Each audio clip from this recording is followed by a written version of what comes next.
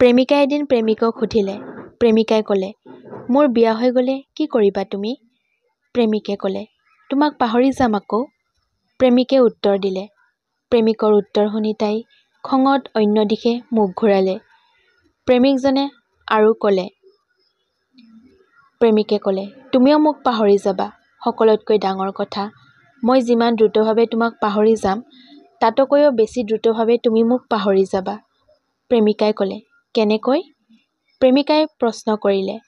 প্ৰেমিকজনে ক'বলৈ আৰম্ভ কৰিলে, মনলৈ আনা, বিয়াৰ প্ৰথম 3 দিন তুমি এক ধৰণৰ আৱৰণৰ মাজত থাকিবা। শৰীৰত গহনাৰ ভৰ, মুখত মেকআপৰ প্ৰলেপ, চাৰিওফালৰ পৰা অহা কেমেৰাৰ ফ্লাছ, মানুহৰ ভিৰ, তুমি বিচাৰিলেও হয়তো তেতিয়া মোৰ কথা মনলৈ আনিব নোৱাৰিবা। আৰু মই তেতিয়া তোমাৰ বিয়াৰ খবৰ পাই হয়তো কোনো বন্ধুৰ সৈতে উল্টা-পাল্টা কিবা খাই পৰি থাকিম আৰু অলপ পৰ পিছে পিছে তোমাক হৃদয়হীনা বুলি গালি দিম আৰু পিছক্ষণতেই পুৰণা স্মৃতিৰ কথা মনত পেলাই বন্ধুক সাবটি ধৰি কান্দিম। বিয়াৰ পিছৰ 15 দিন তুমি আৰু ব্যস্ত হৈ সময় কটাবা। জয়াই আৰু মিঠাই টোপোলা হাতত লৈ আঠমঙলা খাবা তথা বিভিন্ন আত্মীয় স্বজনৰ ঘৰলৈ যাবা। মোৰ কথা তেতিয়া তোমাৰ হঠাৎ হঠাৎ মনলৈ আহিব। এই ধৰা স্বামীৰ হাতত ধৰা সময়ত, একেলগে বাইকত যোৱা সময়ত, আৰু মই তেতিয়া ছিন্নমূল হৈ ঘূৰি ফুৰিম।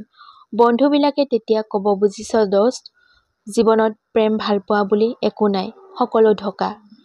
পিছৰ মাহত তুমি হানিমুনলৈ যাবা, নতুন ঘৰ সজাবা, ফেমিলি প্লেনিং আৰু স্বামীৰ সৈতে মিঠা মিঠা অভিমান কাজিয়া। তেতিয়া তুমি বিৰাট সুখত থাকিবা। হঠাৎ মোৰ কথা মনলৈ আহিলে ভাবিবা, মোৰ সৈতে বিয়া নহয় বোধহয় ভালেই হৈছে। মই সিমান দিনে দেউতা, মা, বন্ধু নাইবা আন লোকৰ বুজনি শুনি মোটামুটিভাৱে ভাল হৈ যাম। ঠিক কৰিছো, এটা চাকৰি পাবই লাগিব। তোমাতকৈ সুন্দৰী ছোৱালী বিয়া কৰাই তোমাক দেখুৱাই দিব লাগিব। সকলোকে কম তোমাক পাহৰি গৈছো, কিন্তু তেতিয়াও মাজৰাতি তোমাৰ SMS বিলাক উলিয়াই পঢ়িম আৰু দীৰ্ঘশ্বাস এৰিম। পিছৰ 2 বছৰত তুমি আৰু প্ৰেমিকা নাইবা নতুন কইনা হৈ নাথাকা, মা হৈ যাবা। পুৰণা প্ৰেমিকৰ স্মৃতি, স্বামীৰ আদৰ এইবিলাকতকৈও বাচ্চাৰ দায়িত্বৰ, বেজী, ঔষধ এইবিলাক লৈ বেছি চিন্তিত হৈ থাকিবা। অৰ্থাৎ তেতিয়া মই তোমাৰ জীৱনৰ পৰা মোটামুটি পাৰ্মানেণ্টলি ডিলিট হৈ যাম। ইফালে ময়ো এটা চাকৰি পাম, বিয়াৰ কথা চলিব ঘৰত, ছোৱালীও পচন্দ হ'ব। মই তেতিয়া ভীষণ ব্যস্ত। এইবাৰ সঁচাকৈ মই তোমাক পাহৰি যাম।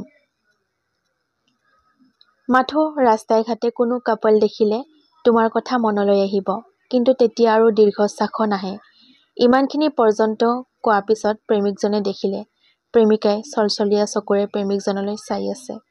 মুখত কোনো কথা নাই, প্ৰেমিকজনো চুপচাপ। অলপ সময় পিছত তাই ক'লে, তেন্তে কি তাতেই সকলো শেষ? প্ৰেমিকে ক'লে, নহয়, কোনো এদিন মন বেয়া লাগি থকা ৰাতি তোমাৰ স্বামীয়ে নাক বজাই শুব, মোৰ পত্নীও ব্যস্ত থাকিব নিজ নিদ্ৰাদেশত। মাথো তোমাৰ আৰু মোৰ চকুত টোপনি নাথাকিব। সেইদিনা অতীতে আমাক দুয়োজনকে নিঃশব্দে কন্দুৱাব। ঈশ্বৰৰ বাহিৰে যি কান্দনৰ কথা আন কোনেও নাজানিব। ধন্যবাদ বন্ধুসকল। কাহিনীটো যদি শুনি ভাল পায় এটা লাইক কৰি দিব, লগতে চেনেলটো ছাবস্ক্ৰাইব কৰি দিবলৈ নাপাহৰিব।